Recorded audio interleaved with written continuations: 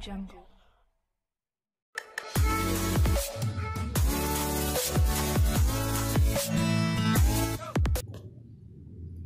Bismillahirrahmanirrahim. Assalamualaikum warahmatullahi wabarakatuh. Alhamdulillah, sholatan wassalaman ala rasulillah. Baik anak-anak, kembali lagi di pembelajaran daring pendidikan agama Islam dan budi pekerti. Kali ini kita akan membahas kehadiran Islam mendamaikan bumi Nusantara.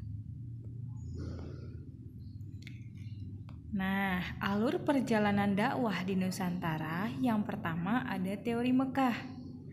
Menurut teori Mekah, proses masuknya Islam ke Indonesia adalah langsung dari Mekah atau Arab. Terjadi pada abad pertama Hijriah atau abad ke-7 Masehi. Pada pedagang dari Timur Tengah memiliki misi dagang dan dakwah sekaligus. Selanjutnya ada teori Gujarat. Teori Gujarat menyatakan bahwa proses kedatangan Islam ke Indonesia berasal dari Gujarat pada abad ke-7 Hijriah atau abad ke-13 Masehi. Gujarat adalah sebuah wilayah di India bagian barat, berdekatan dengan Laut Arab.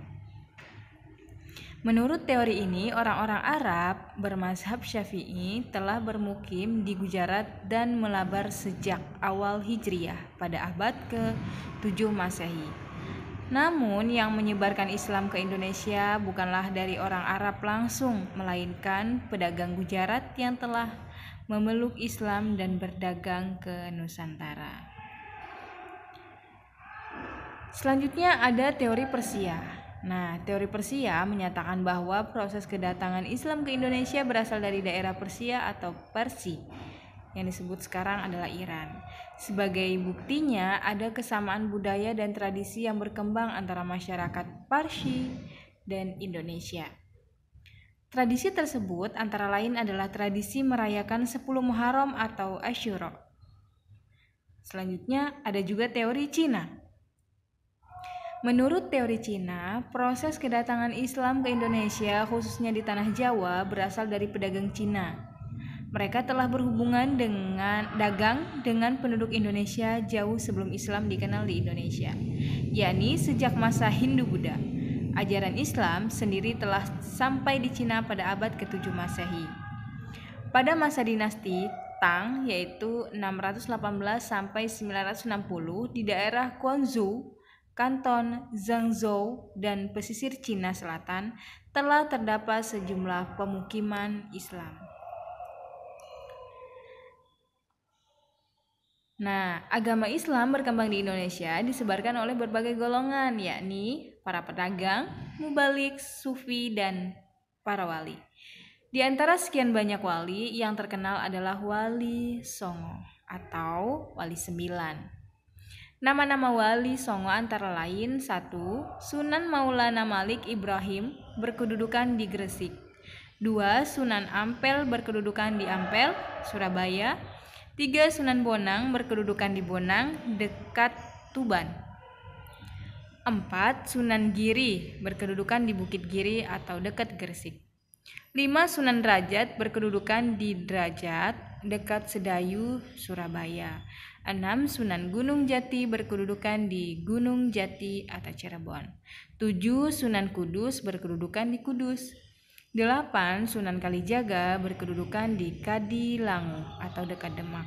Dan yang terakhir ialah Sunan Muria berkedudukan di Gunung Muria atau Kudus. Cara-cara dakwah di Nusantara yang pertama ialah perdagangan, yang kedua perkawinan, 3 pendidikan, 4 hubungan sosial, dan yang kelima kesenian. Kerajaan-kerajaan Islam di Nusantara yakni 1. Kerajaan Samudra Pasai, 2. Kerajaan Aceh, 3. Kerajaan Demak, 4. Kerajaan Pajang, 5. Kerajaan Mataram Islam, 6. Kerajaan Banjar, 7. Kerajaan Goa Tallo, 8. Kerajaan Ternate, dan 9. Kerajaan Tidore. Kerajaan-kerajaan Islam di Nusantara.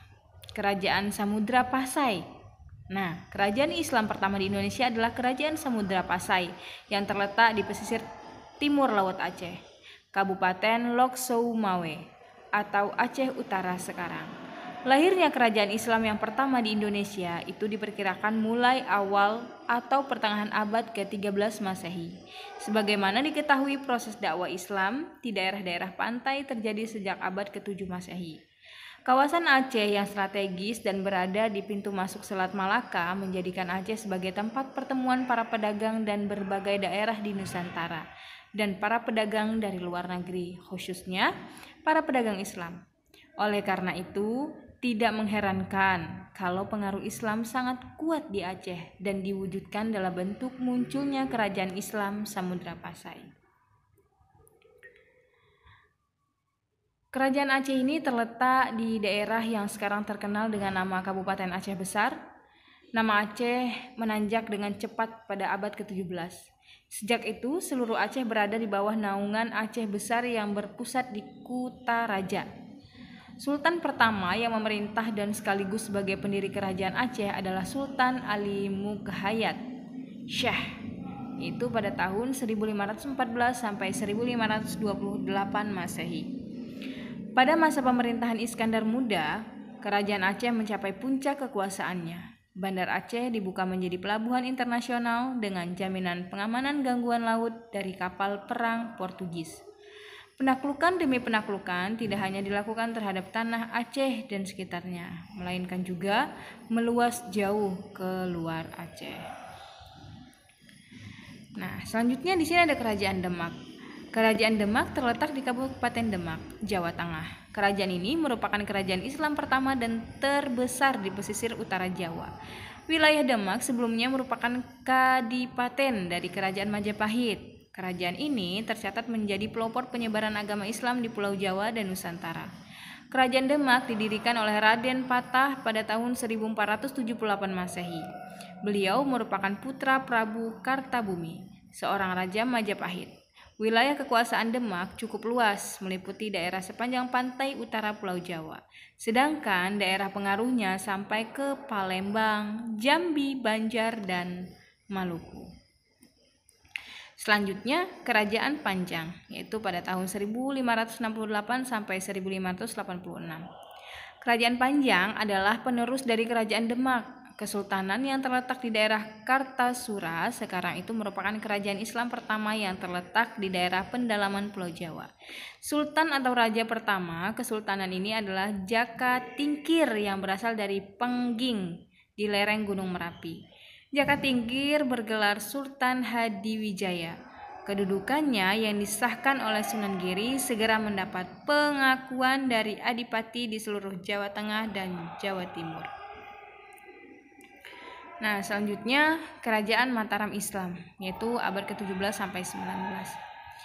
Kerajaan Mataram Islam berdiri pada tahun 1586 dan raja pertamanya adalah Sutawijaya yang bergelar Senapati Ingalaga Sayyidin Panatagama, artinya panglima perang dan ulama pengatur kehidupan beragama.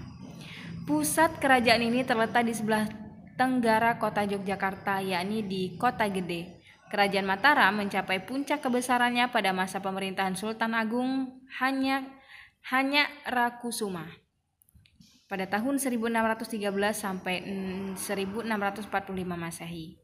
Ia adalah seorang militer yang ulung, organisator yang berhasil, ahli politik, ahli sastra, ahli filsafat, dan sangat mementingkan urusan agama. Dalam sejarah Islam, Kesultanan Mataram memiliki peran yang penting dalam perjalanan sejarah kerajaan-kerajaan Islam di Nusantara. Nah, selanjutnya Kerajaan Banjar. Kerajaan Banjar adalah kerajaan Islam di Pulau Kalimantan, tepatnya di Provinsi Kalimantan Selatan saat ini. Pusat kerajaan Banjar yang pertama adalah daerah di sekitar Kuin Utara, Banjarmasin sekarang. Namun setelah keraton di Kuin dihancurkan oleh Belanda, pusat kerajaan dipindahkan ke Martapura.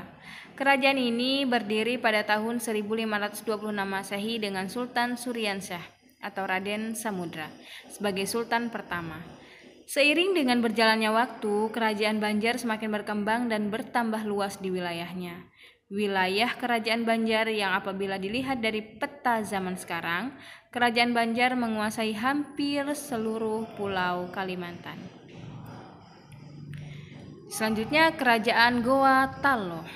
Di Sulawesi Selatan, awal abad ke-16 terdapat kerajaan bercorak Hindu, tetapi yang terkenal adalah Goa, Tallo, Bone, Wajo, Sopeng, dan Luwu.